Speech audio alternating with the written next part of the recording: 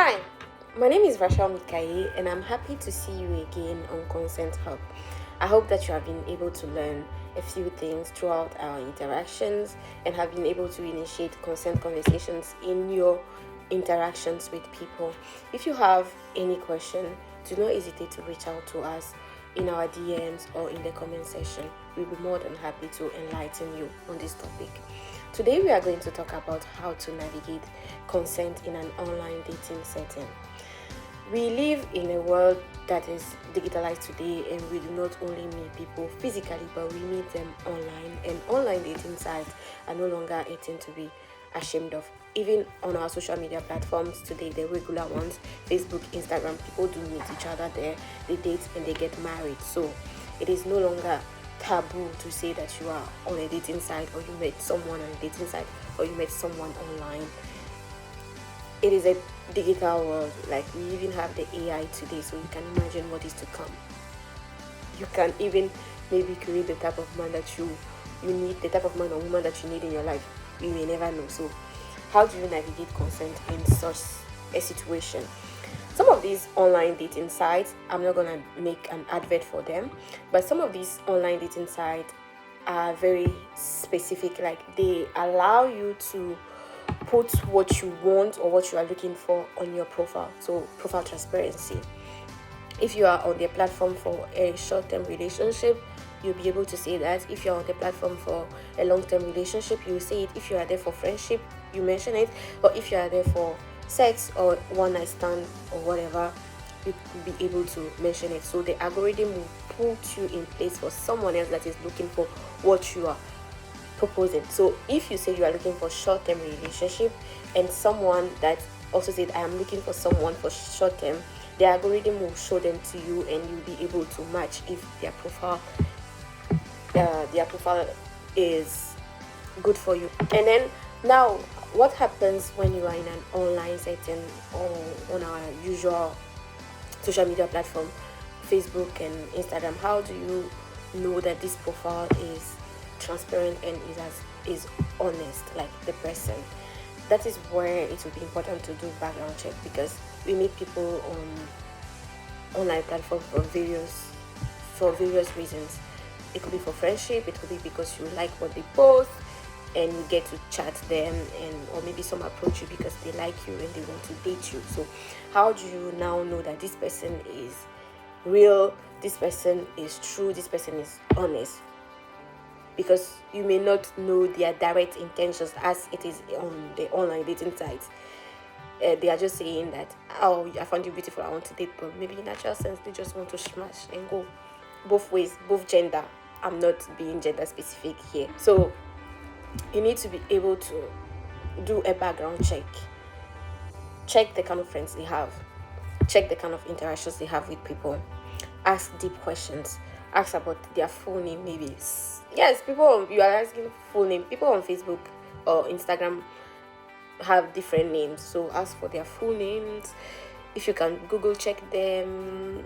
I remember I Googled someone before, and I wanted to make sure to see all the things they have done, and some of the articles they've written, it came up like their work and all those kinds of things. So if you can Google them up, do that.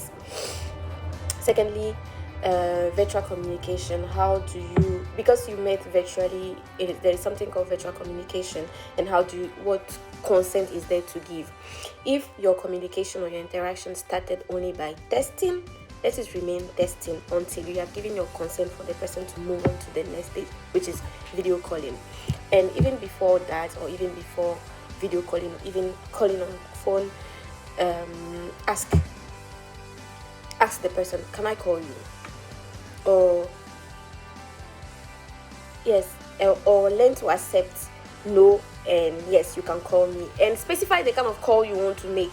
Do not wake up and call the person on video just like that. It is not right. If your prime way of communicating is testing, stick to testing. And if you want to switch, you ask, can I call you on phone? What time will be good for me to call? And stick to what answers you've been given. if they say call me on phone first, you call. And if you want to switch to video, you ask, can I call you on video? What time is right for me to call you on video? Simple. And then gradually you move on. Maybe familiarity may grow then, and then you can just be calling anytime you want it, but make sure to have that discussion with the person first. Okay, it depends on the kind of relationship you have.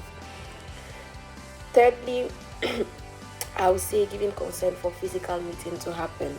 Now that you have been in an online and virtual setting for a while, it depends.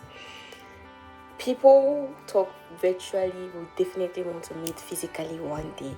Yes, because of vibe, because of chemistry, or because of how things are going, and because of prior intentions.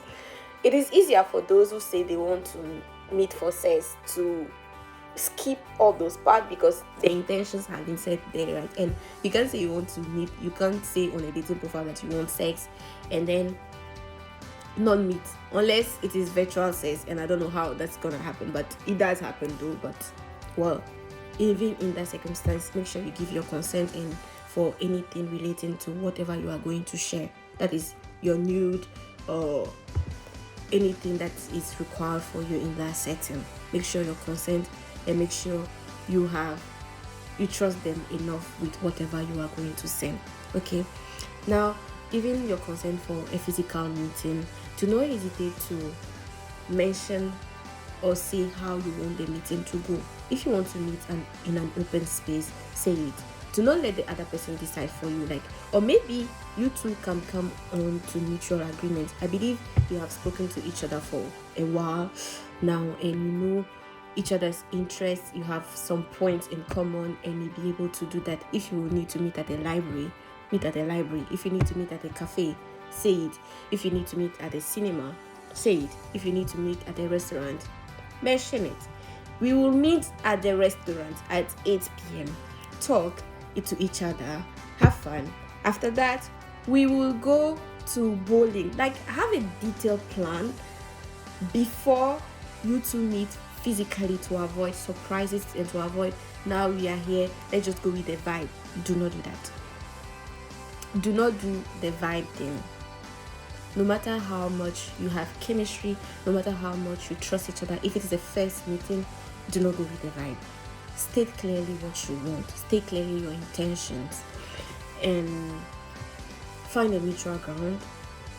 Also let the other person speak and say what they want. Find a mutual ground and make your physical meeting happen. If you feel like you're unable to find a mutual ground, then maybe you both are not made to meet physically. You can just keep the vibe online. Also, in that circumstance where you find chemistry with people online and they are not physically in your geographical location, and you have started a relationship, because chemistry and vibe grow very fast, and you have started a relationship and would like to do what people in relationship do, that is sharing things, sharing part of your reproductive health. Make sure you give your consent for that as well.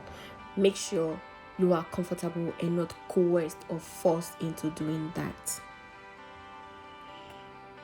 And also make sure that you trust the person 100% to keep whatever material you share with them.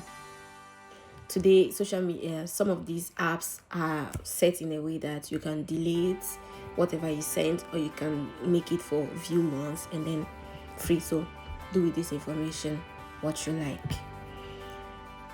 Thirdly, stay true to yourself. Do not, under any circumstance, while navigating all this meeting and dating online, while not being true to yourself, while you are trying to hide or suppress some aspect of yourself to please the other person. Make sure that you categorically do things that you are comfortable with, and along the way, do not hesitate to initiate conversations. And I also say that while in online setting, do not be afraid to initiate hard conversations. That will also give you perspective of and a much better understanding of the person that you have at the other side of the phone. You get to know each other like that better, because online dating is different from physically dating. Like physical dating, where people have more chances of seeing each other physically or more often than you, what you have is only FaceTime or WhatsApp video. That is if you have reached that stage, or just testing virtually. That is it. And you need to also respect the time of response that the other person is giving you. People have other things to do with their time, so know yourself, know how you want things to go like, and if it doesn't work for you, or if the other person does not suit what you want or how you like to communicate, you can say this thing is no longer working for me, and you move away from it. And also, if you are rejected online, exactly, if you are rejected online, it can hurt. It can hurt, but you need to respect the decision of the person and move on. Online dating apps, maybe you have the chance to not even negotiate the conversation, initiate, or have any connection. You see the picture, if you don't like it, swipe left. If you like it, swipe right. Sometimes you may swipe some people right and they do not like you back. Push. But there's a lot of fish in the sea, like they say. Okay, you definitely find someone that matches your vibe, and someone that matches your way of communicating, that someone that is patient enough for you to have a wonderful experience with. So I hope that with this I've been able to convince you and not confuse you about how to navigate dating online.